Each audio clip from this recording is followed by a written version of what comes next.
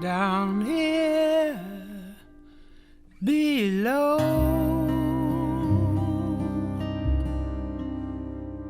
The winds of change are blowing. Hello, everyone. I am so honored to share this space with you today. Thank you so much for having me, Christine and Misael, and all of you in the arts department. Thank you, students, for joining me tonight. I'm really thrilled to be here. What you heard as you entered the Zoom was a soundtrack that I am really happy I just got to record, and we just mastered it last week for the artist Charlie Palmer, who I will speak about in the slide tonight.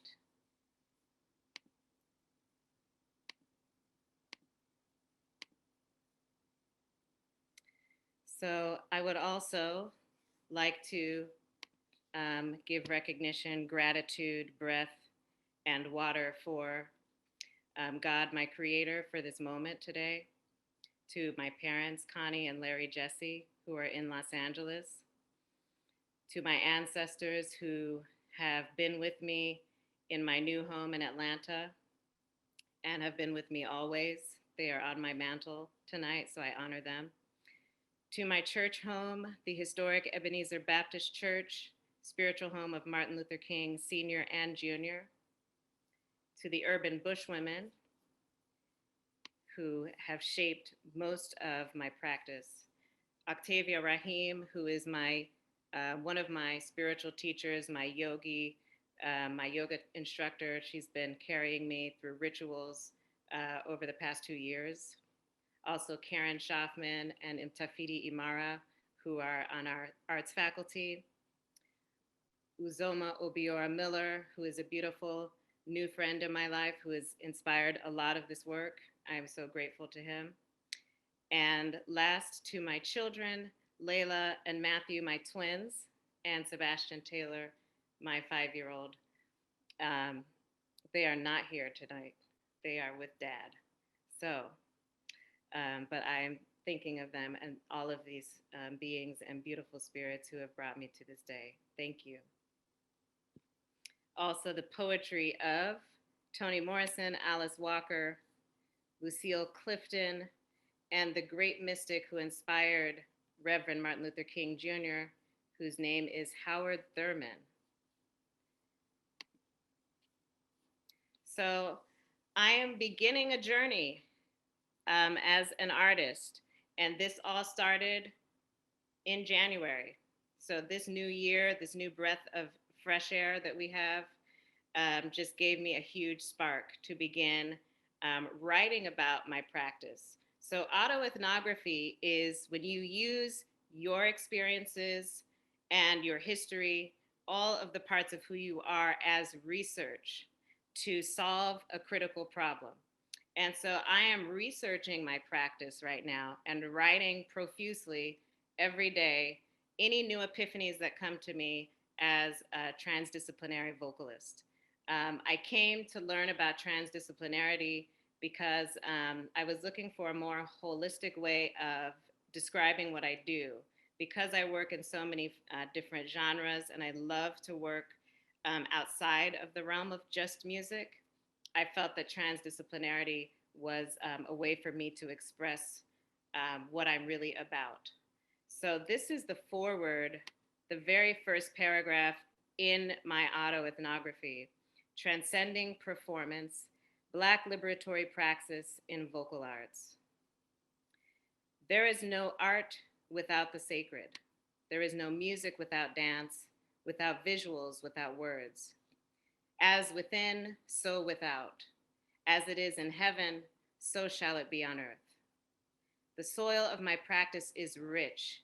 Its nutrients are composed of unknown but ever present, ever potent African clay, of southern roots and trees, of California dreams and blue skies, of blues, of jazz, of church music. Its compost is made of the fragments of my formal education and upbringing in LA suburbs, spoken word poetry nights, choir tours with symphonies, conversations with my voice teachers, applications to young artist programs, and silent rejection from unanswered opera auditions.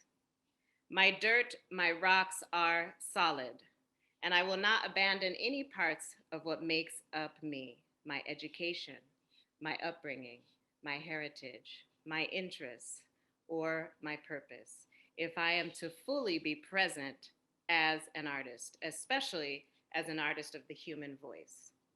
So I go on um, to talk about all the different parts of what I want to bring to my practice, which is all of me, which is to be whole. So this is a part of my journey to wholeness as a singer. So my truths, I had to start affirming and walking in a series of truths, and these are some of those truths. I am a singer, and singing is my purpose, and I have often run from this.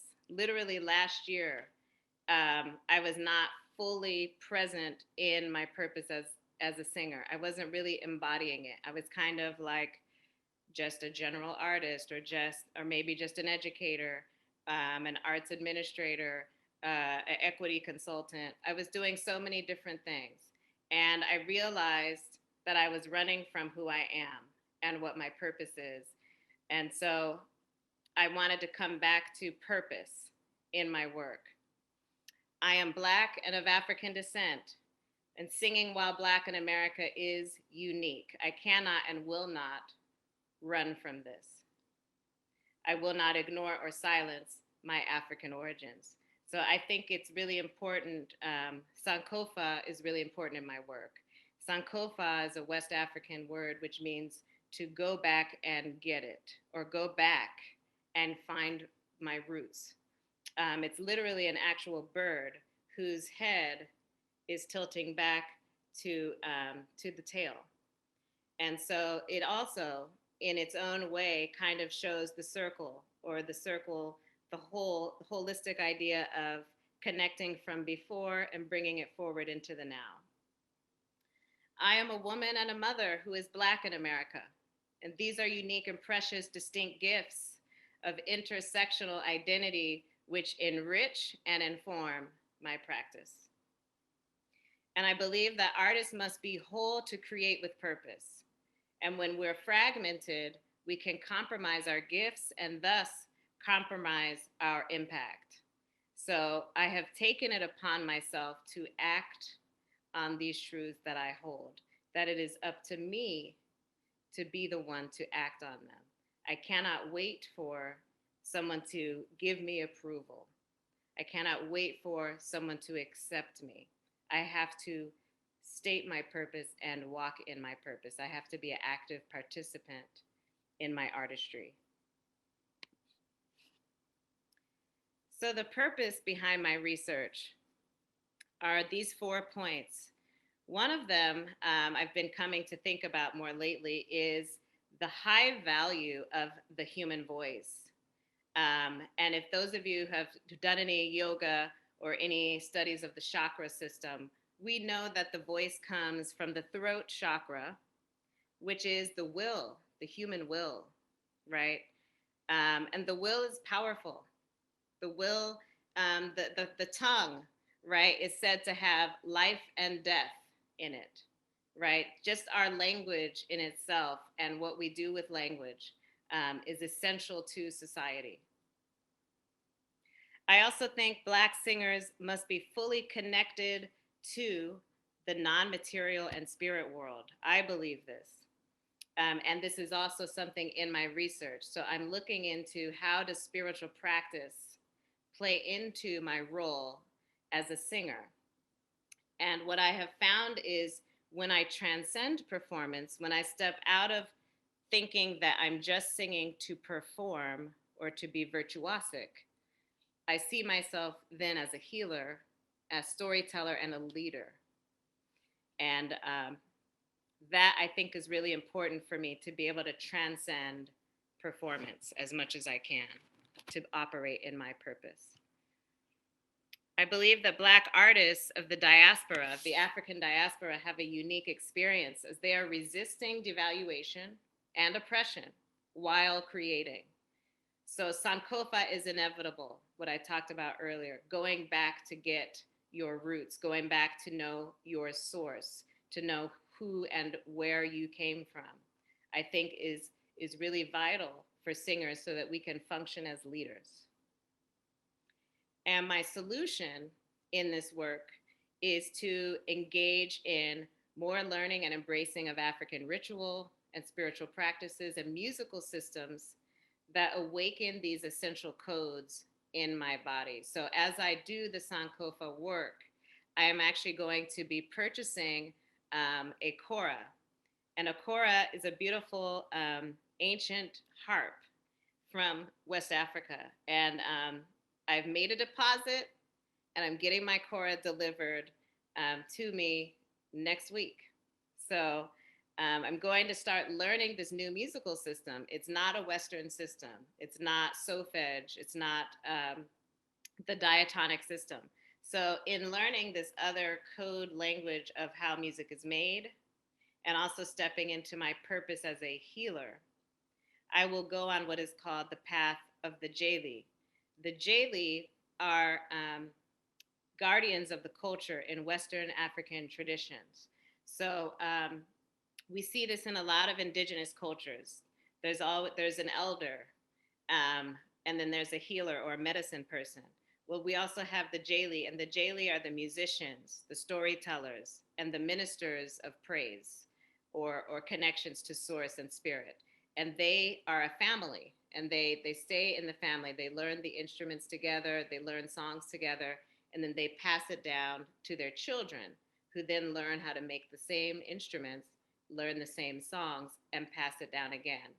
And these Jailey are still here today. And I'm buying my kora from a Jailey, and we'll have a chance to train with him.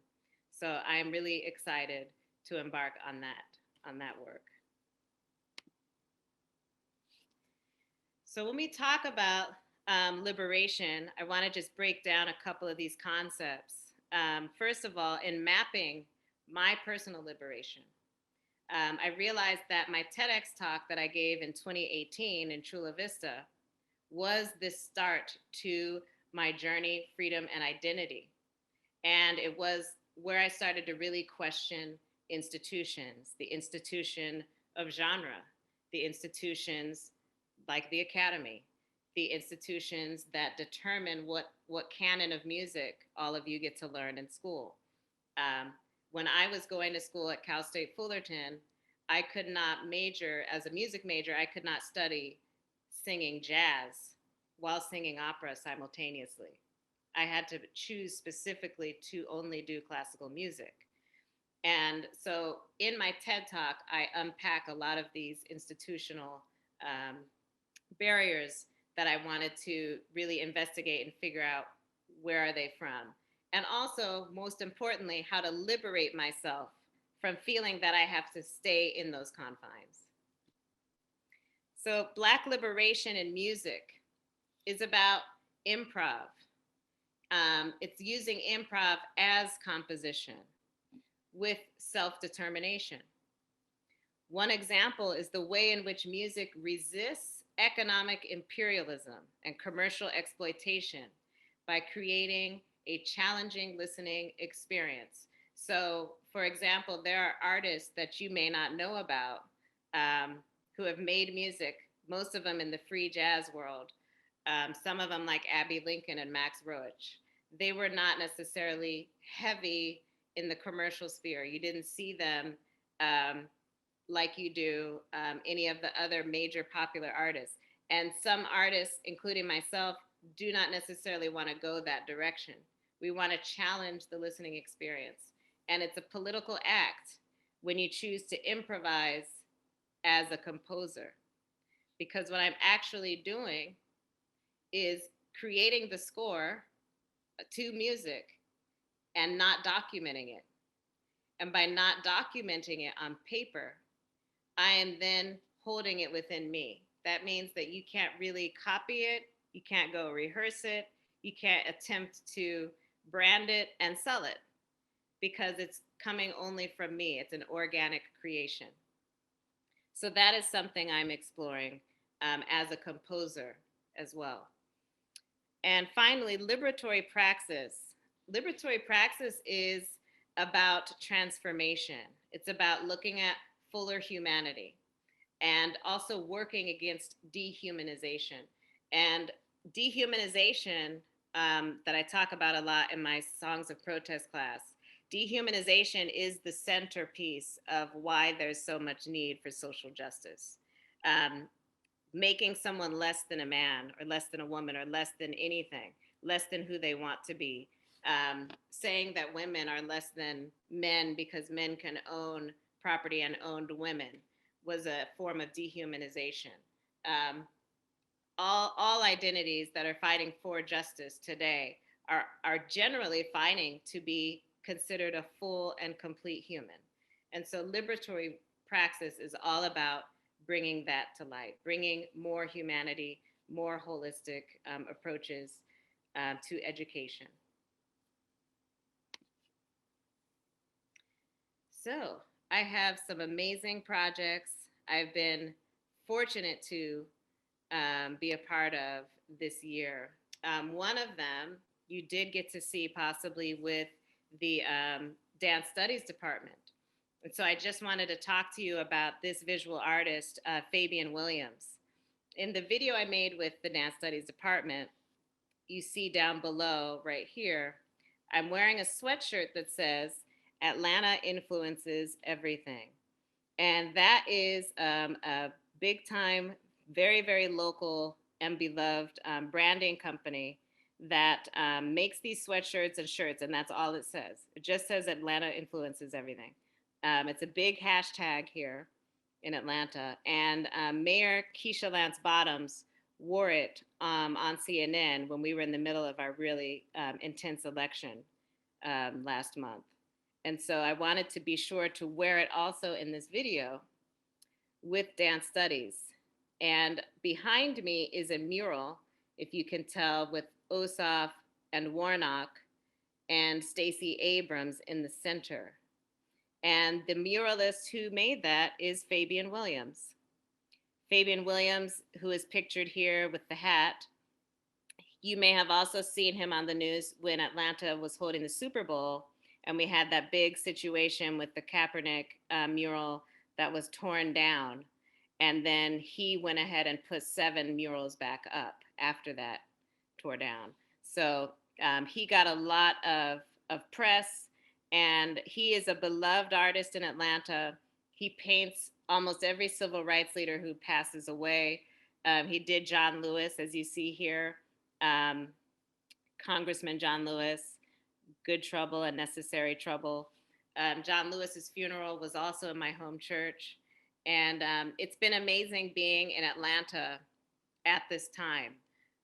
So much history has happened within this past year. So Fabian is someone you should all look up. If you're into street art, there's actually a street art map in Atlanta that you can virtually see like every amazing mural he has done. So definitely check out Fabian Williams. The next visual artist I have the pleasure to work with is Charlie Palmer. Charlie Palmer was just featured in Time magazine, as you see here on the left.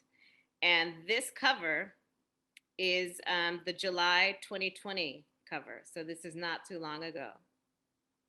He is also the artist that painted John Legend's album Bigger Love. So for all the John Legend fans, you are looking at the artwork of Charlie Palmer.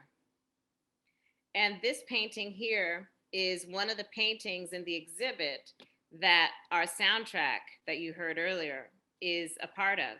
And it's called The Power of Be. And we use the idea of being, of becoming, be leaving, before. Charlie was all about these words that start with be or the prefix be. And so the exhibit is actually going to be next weekend. So there will be a private opening and a public opening. It will not be available virtually, but it will be, social distance respected. Folks will be able to pop in and buy his work. But pretty soon I will send out a link, because the song that you heard earlier will be for sale along with his artwork. So you will be able to download the song and have it. So this is The Power of B. And this here is the band that you heard. So this is cellist O'Corey Johnson, Salah Ananse, who I collaborate with a lot. We've done a lot of projects together. Charlie Palmer is this artist here with the beard. And there's me. And behind us is some of the paintings that will be in that exhibit. Charlie's considered a narrative artist. So if you do Google him or look him up, you're going to see a lot of articles about his work, talking about the storytelling that he connects through his work. And he's really big on language, on story, and clearly on music, as we have made this soundtrack with him. Another amazing project I did here in Atlanta is called Ritual and Resistance. This was a public art activation piece to combat, and not combat so much as illuminate the issue of gentrification in this part of Atlanta, Auburn Avenue. And this area of Atlanta is interesting because this is a water tower that sourced cotton fields. And all the surrounding homes were of folks who worked and pulled that cotton, that were enslaved, and then also sharecroppers. And, and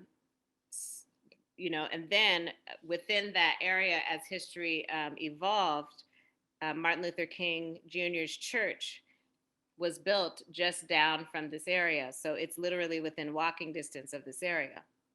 If you go there now, there's a bunch of breweries, there's a farmer's market, there's ice cream parlors, little cool boutique shops, and a bike trail where you can go into hipster land and feel like you're not anywhere near what I just described to you.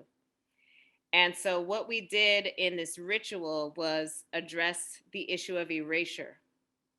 Erasure is clearly what happens when gentrification takes place. But erasure is also about history and not leaving any impression that this is a cotton mill area, that this water tower actually fed the cotton. You will just ride your bike past this tower and think it's super cool. And that's not what we want. So a Black historic preservationist group actually owns this piece of land where you see this tower. And they commissioned my friend and muralist Charmaine Minifield to paint a mural inside of the tower and to activate the space to bring consciousness to this very phenomenon. And so I'm going to play for you the ritual that I did in this tower.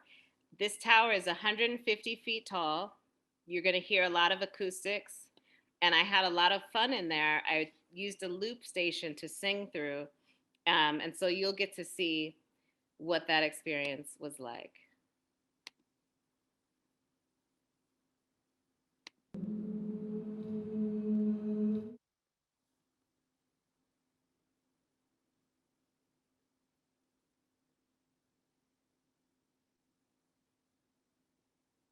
A little bit about myself. I am a professional opera singer, but I like to experiment. So today I'm going to be using a loop station to create layers to my voice that will echo in this space. I feel that just singing by myself is not enough, so I want to create an acoustic for multiple voices to be heard. So you'll hear some text, and you'll hear some harmonies and layers to my voice.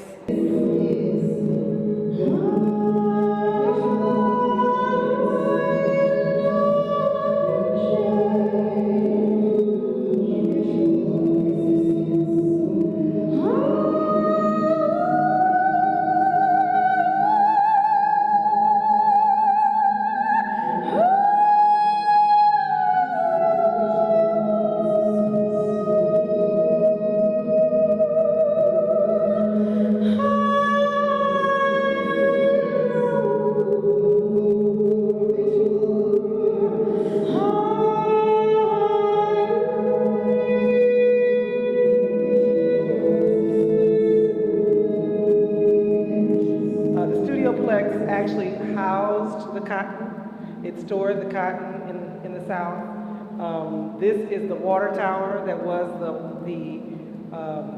the sprinkler system, if you will, for the cotton. And all of this is, 150 years old, basically. So we're standing inside of the water tower that held the water that protected the cotton in the Southeast, basically. And then on the other side of the railroad tracks are the cotton lofts, where the cotton came in by rail and was processed. It became ultimately the home of the working class and then a growing middle class, and specifically African Americans. So that's what this project is, yeah. And so we're in the water tower. We are in the water tower.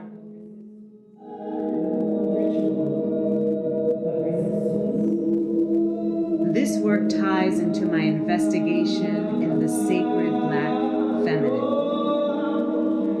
a realm laced with my personal story, journey, and experiences as a Black woman, and free.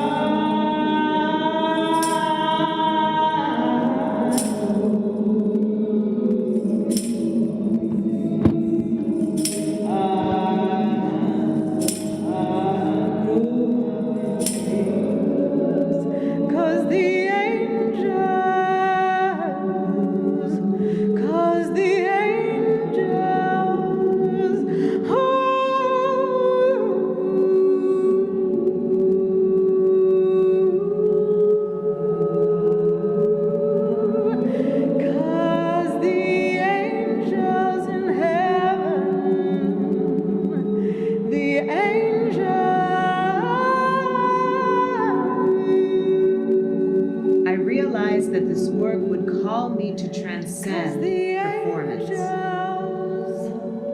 I was not going into the tower to perform or merely to be an opera singer.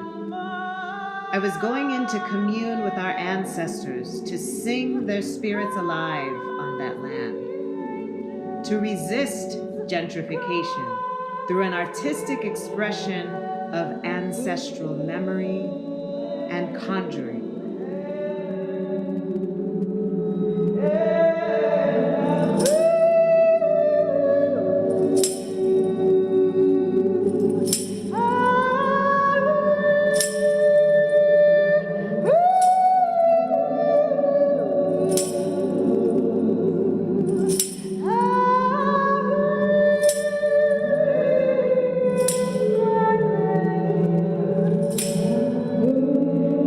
The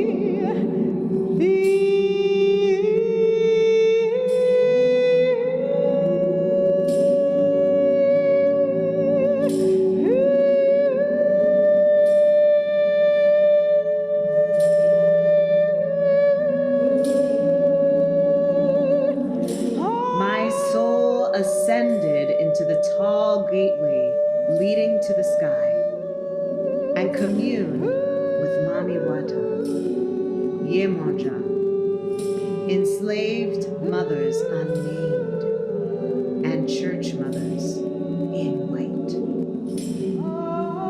I surprised myself. I left myself.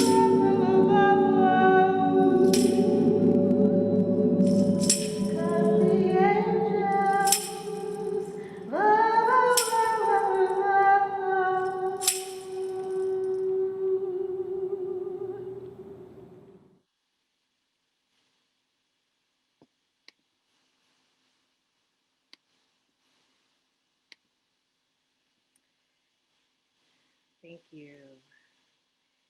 Yes, so that was a very, very profound experience for me. I actually was there for 3 hours. We did 26 videos, and it was a full ritual experience. I will definitely say that.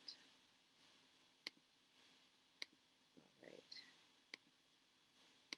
So going back to the slide here.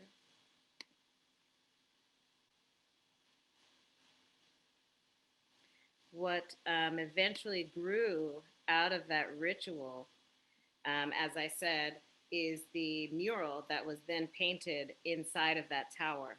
So Charmaine proceeded to paint the tower in the interior. And the paintings in the interior are symbolic of what I talked about, the sacred Black feminine. So these are in our West African history. We have Orishas.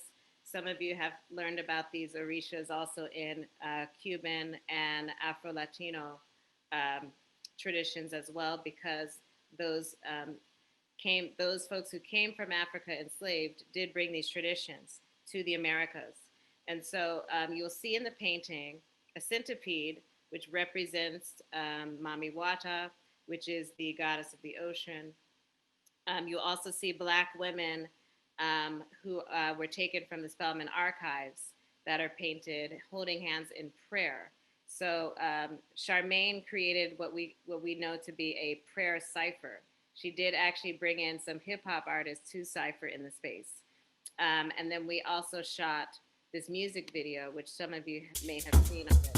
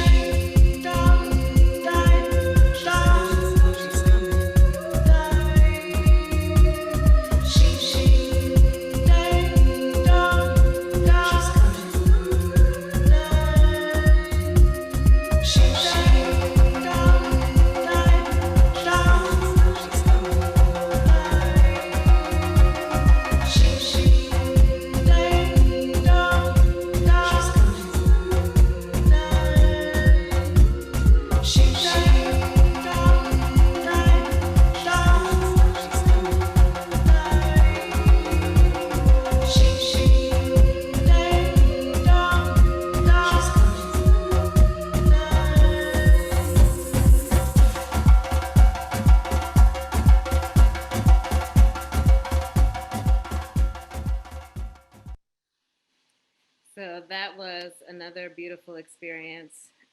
The dancers that you see are a part of the all-women's dance group Giwai and Mata. They're a women's dance and drum group that I hope to be able to work with as well on my journey to deepen my practice. And so she's coming, as you can see, depicted the power of Black women in history. We know there are a lot of tropes and symbols for the feminine, the Black feminine and her power. We see that a lot in literature. And I did literally imagine our president being a Black woman that year. And I kind of felt like even if we don't get a Black woman president this year, a Black woman is coming somewhere. I don't know where she's coming and what's getting ready to happen, but something is happening. And we did go ahead and get a Black woman vice president. So I will say that I do feel that in 2019, when we shot this, the spirit of what that is and what that brings to American history is huge, and what it brought to the world is huge. So again, this was a project with Salah Ananse. He is a beloved DJ of house music here in Atlanta. He started this thing called the Atlanta Weekender, which is a outdoor house dance party that lasts the entire Labor Day weekend. And it's a big deal. If you ever come to Atlanta during Labor Day weekend, please come join us on the dance floor. We also were nominated to the Bronze Lens Film Festival for Best Music Video in Atlanta in 2020. The project I'm currently in is at LA Opera. It's called Fear is Their Alibi. This is an electroacoustic opera for soprano and bassoon. This is the first time I've done anything with opera in new music with an entirely Black creative team. And as you can see here, the text to the opera by Jarita Davis reads this: "They keep talking about fear, but when they start with fear, how will it end? That fear is a fraud. Their fear is a weapon to thrill in terror and kill with cowardice. A punching fist of fright or grip around a stranger's throat. They feel alive again with every bullet shot. Keep pulling that trigger until you feel something. Follow that dark man until you fear for your life.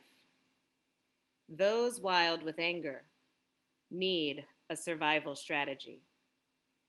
After hatred has been discharged, fear is their alibi."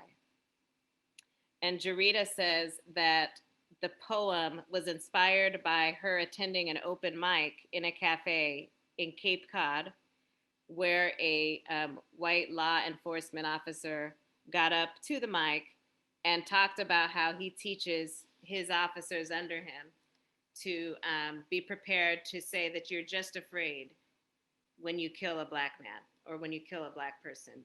Just use fear as your alibi and you'll be okay. And this guy felt that he could share that at an open mic in Cape Cod. She was the only Black person in the space. If those of you who know Cape Cod, there's not a real strong Black community there. So she was able to bring to light this experience through opera. And I'll just show you a little bit of what modulation is like.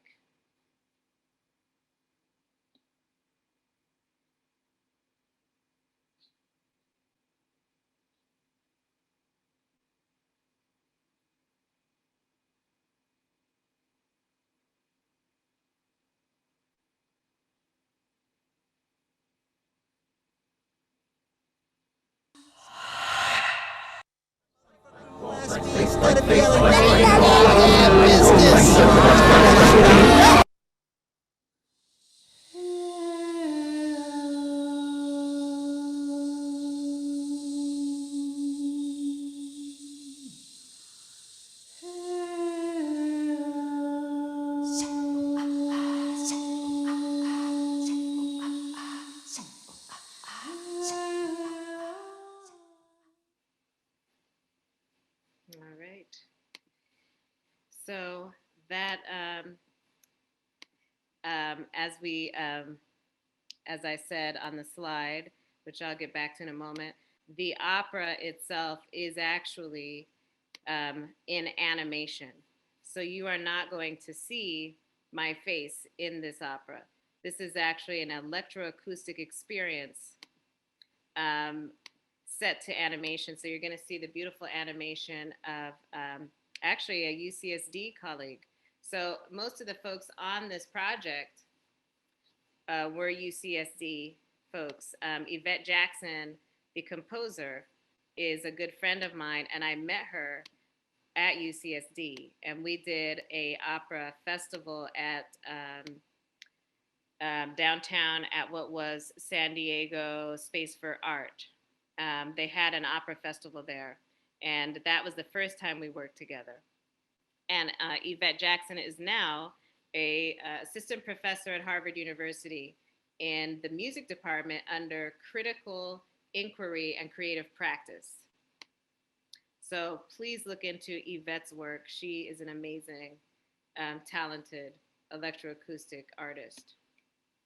And finally, I'm excited to embark in work with Mayfield Brooks, starting tomorrow, actually, with the Dance Studies Department. I'll be creating a score, musical score for our work together, and we will get to showcase it on March 19th at 6 o'clock.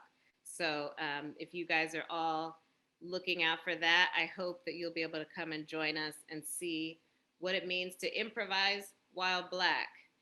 Improvising While Black is interdisciplinary dance project by Mayfield Brooks. And so all of us in the Zoom land will get to work together for 5 Fridays in a row and create something together spontaneous and address some of these issues of racial representation, survival, dreams and desires, ancestry, fugitive and hustle, and queer outlaw and the flesh and all of that. So please come back and see me again on March 19th. And that is it. I've got some links here that you can use to do further reading. I would love to hear from you all. Take down my email if you'd like to stay in touch or work together on something, collaborate. And I appreciate you all. I'm looking forward to talking with you in this Q&A. So let's see how we can begin the Q&A experience with 159 plus folks in the Zoom land.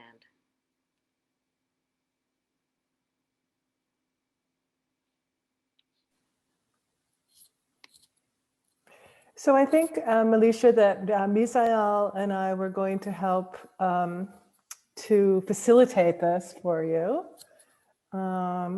in our Q&A. And so, Misael, did you want to join us? Yeah. Hi. Hello. So anybody who has questions for this fantastic presentation, thank you so much, Malesha. I have so many notes here.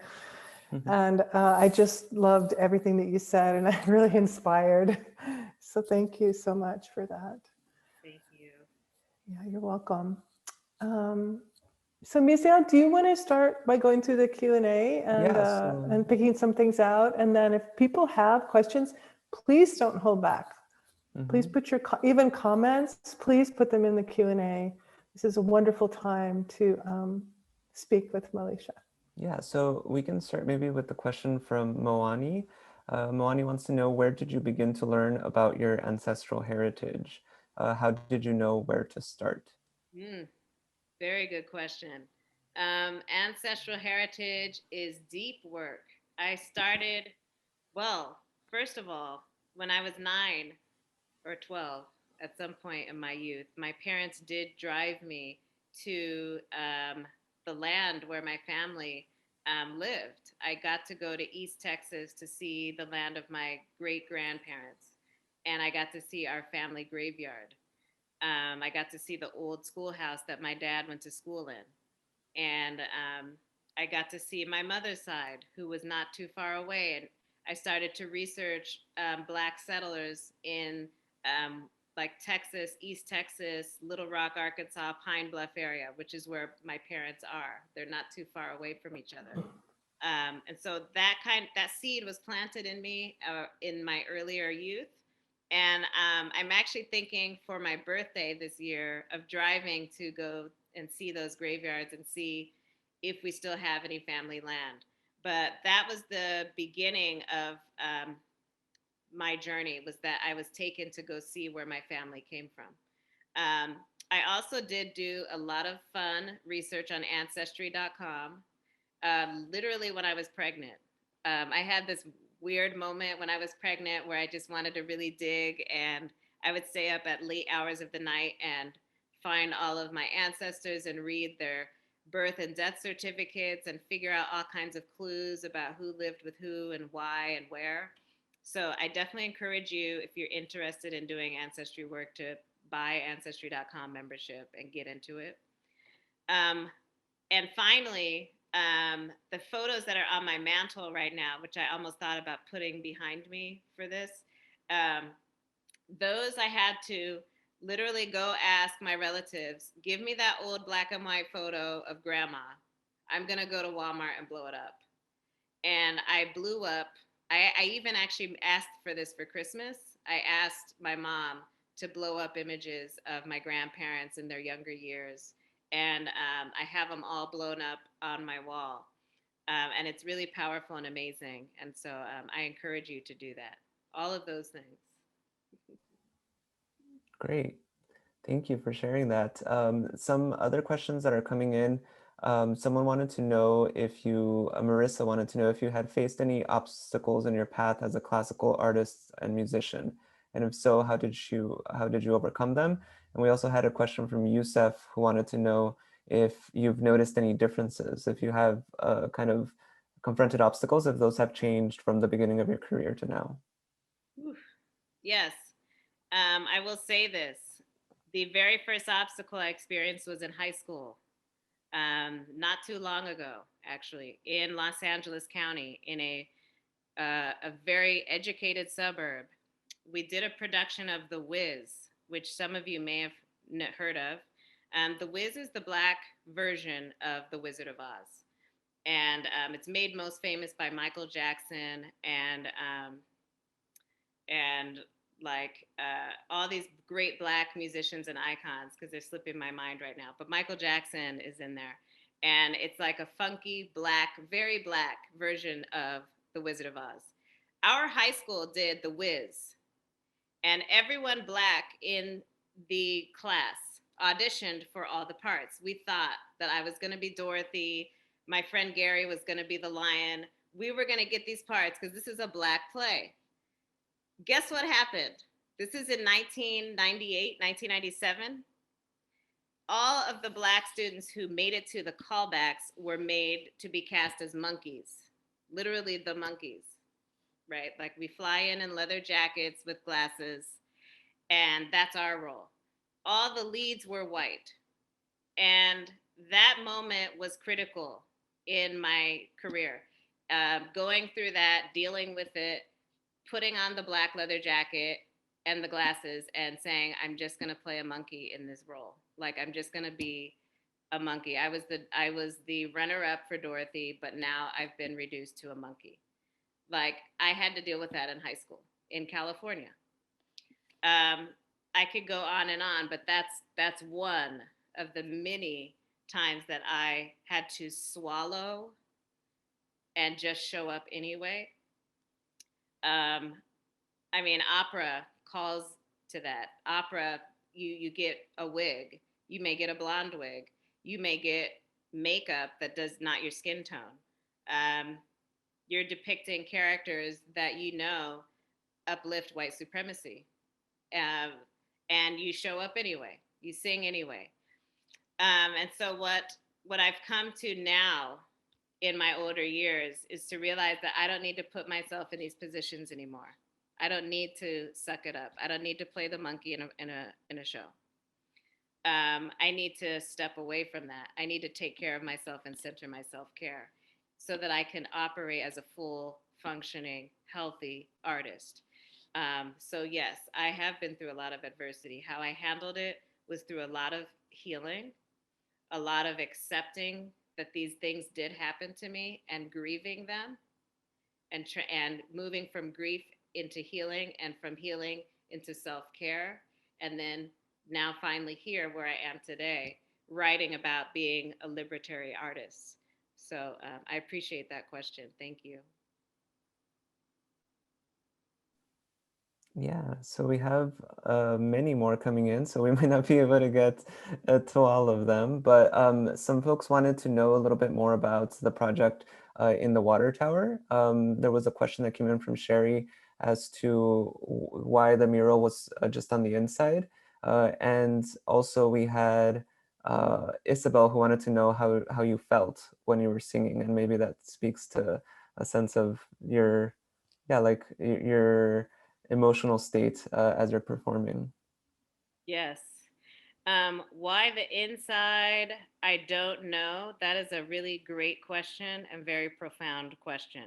I do know that we are still in the South, and pictures of Black women holding hands in prayer with a centipede would not probably go on the exterior of a highly gentrified area with bicyclers eating ice cream.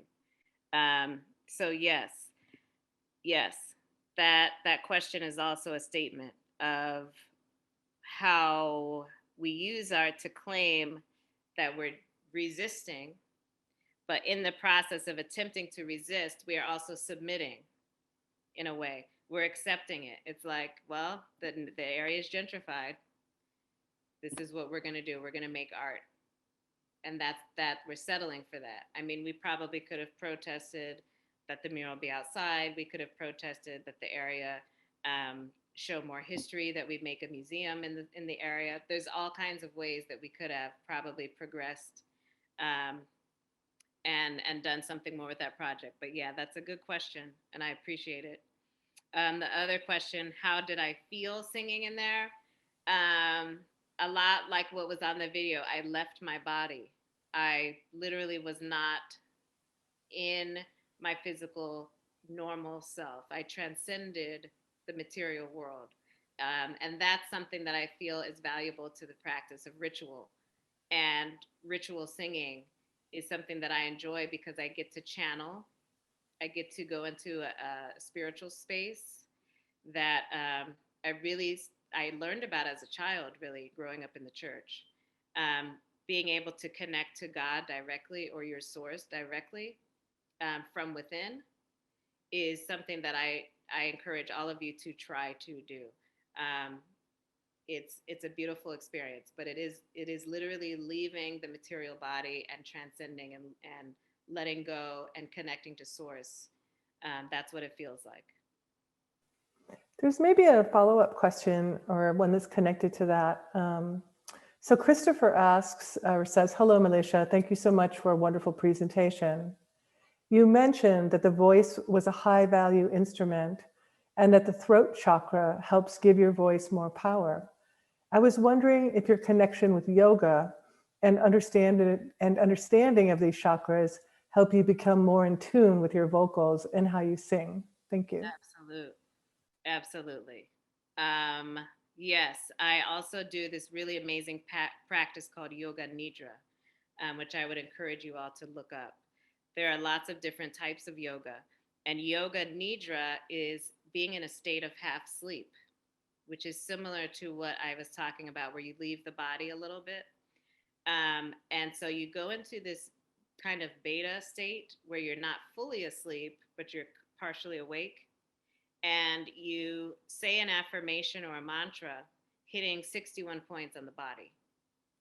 And that kind of deep yogic practice definitely has opened up all the parts of who I am. It helps me connect more to language. It helps me connect more to my purpose, my core self. It also puts me in a state of relaxation and coming out of the mind. So a lot of the time, especially in classical music, you're always in your head. You're always operating out of intellect. You're reading music, you're deciphering it, you're decoding, You're spitting out what you read.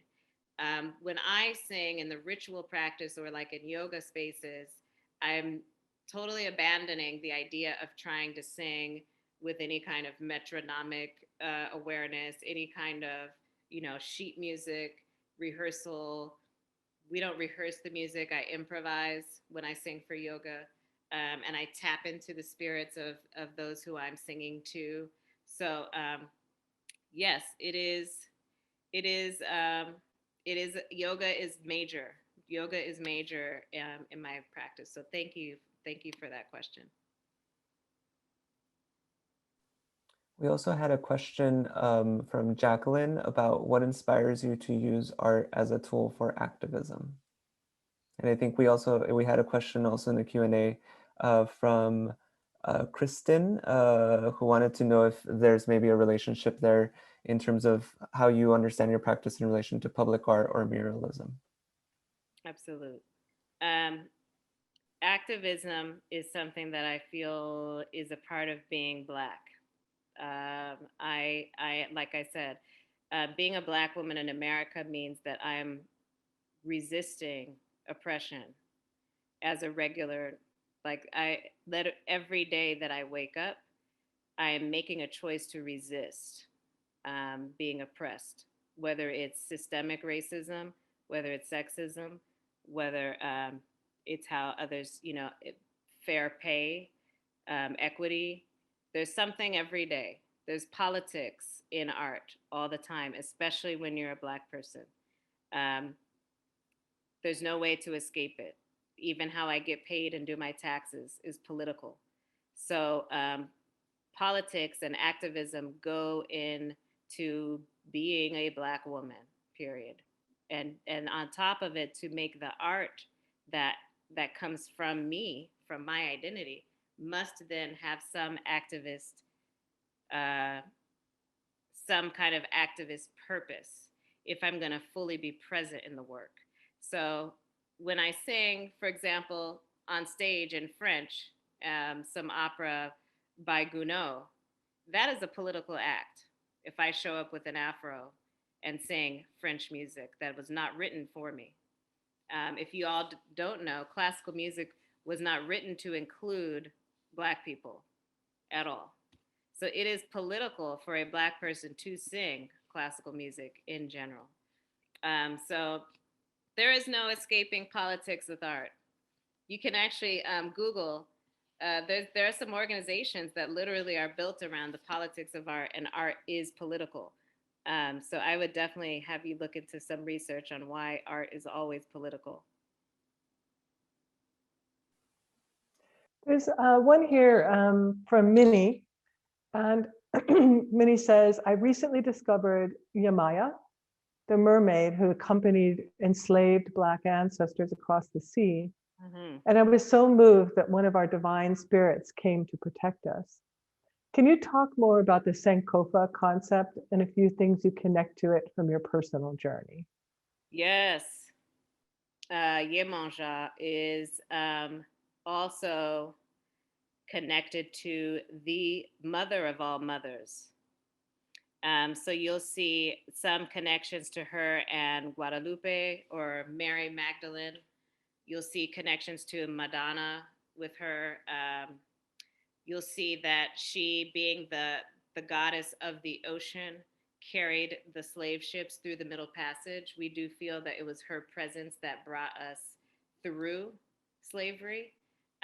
You'll see her depicted in what you know to be the mammy, or the slave woman that ran a household. You'll see her depicted in church women. So we have in the Baptist tradition, elder church women who would wear white and sit in the back of a church. And they still do this. And they're kind of like your spiritual mothers. You go to them when you just want to talk and get counseling. You don't necessarily want to go to the pastor, but you can go to a church mother and she'll have some tissue for you. She might hand you a little candy while you're in service. She may help you with your nursing baby or find the bathroom. But the idea of the maternal African woman is in every part of Black culture. She's everywhere. So sometimes, Minnie, you have to look up and see that she is present. Because honestly, I didn't know about Yemonja until I did that ritual. I hadn't really embodied like what that was until I went into that space and sang. And Charmaine, who painted the painting, when she connected the 1800s women to that mermaid, she was doing the Sankofa. She was bringing back the idea of this African archetype to the 1800s. And then we, in 2019, brought all of them back here now. So the idea of the eternal mother, or the mother of all, is what you're seeing there. So you will find the mother of all in a lot of literature and in a lot of spaces. So I encourage you to just look out for her, because she is very, very present.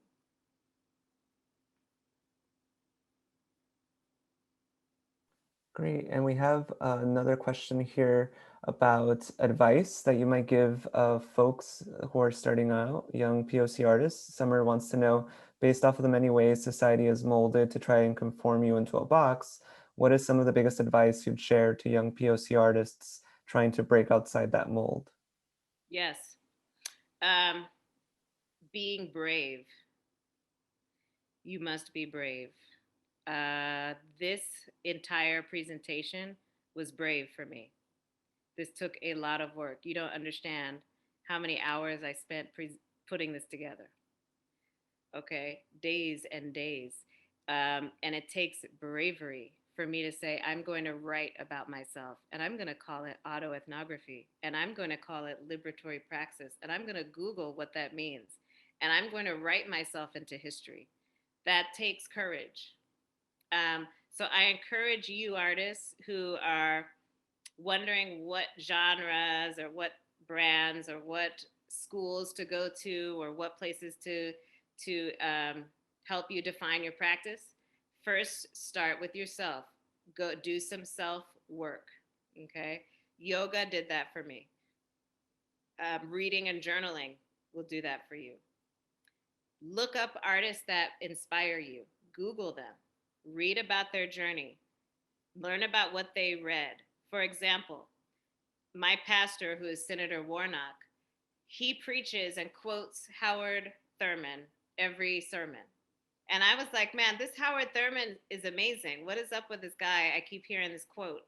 So I went and Googled him and read about him being a mystic, and read about the fact that he didn't like being confined to religion, and he didn't want to call himself Christian, even though he was a preacher, and that he was the first Black pastor to have an integrated multicultural church in San Francisco, and that he came from the South. And so you have to research folks that inspire you. When you find a little spark of, ooh, that makes me feel like myself, or that reminds me of me, you have to research that person and dig into what they do. And then when you dig, you find the very thing that's different about you. And you start to take a journey into, what is my practice? What am I about? So I encourage you all to do that kind of journey work as you're in school, because school can kind of confine you. But while you're in school, journal, write, do yoga, research outside of your classes, do extra work outside of class to find your voice in your art. Well, thank you, Malesha. I think that we're going to end on that really inspiring note. I think it's fantastic for you to give that kind of advice to our students. And we have so many questions here that I wish that we could spend all night answering them. Misael, did you want to offer anything else? No, just thank you so much, Malesha, for that amazing presentation and for sharing, I think, such powerful advice to undergo these processes, whether you're directly in the arts or just, in pursuing another discipline. I think that the advice you gave is very important in knowing where we come from to better understand where we are and where we could potentially go as individuals and as communities. So thank you so much for that beautiful presentation. Yeah, thank you. It's very inspiring. Is there anything else that you wanted to say before we end? I'm just looking at all sorry, friends, I have not responded to every question, but anyone who wants to reach out to me directly, please email me. Can I put my email in the chat? Yes, you can. Which chat can I put it in? Panelists and attendees. Panelists and attendees. So all of you who want to continue to have conversation with me, my website is musesalon.org, and you Great. can see Malesha at musesalon.org. And I know some people had asked for links to your videos, but maybe what they could do is email you and you could give them the links if that's okay. All right. Okay. Yeah. Well, again, thank you so much for joining us. And I want to thank everybody who attended. Fantastic questions, wonderful attendance. And to remind you that we have another presenter next week. Did you want to say a little bit about that, Miziel, just briefly? Yeah, so next week we're going to be hosting Frente 13 Febrero. They are an amazing collective from Brazil, based and working primarily out of Sao Paulo, who use public art, music, and also video documentaries to bring attention to forms of anti-Blackness in Brazil and also throughout Latin America.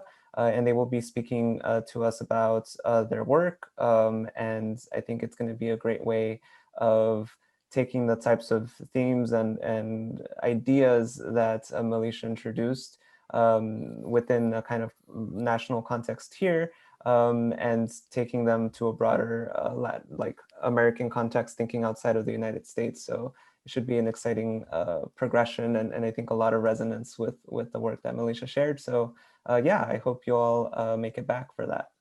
And I put the Instagram in the chat.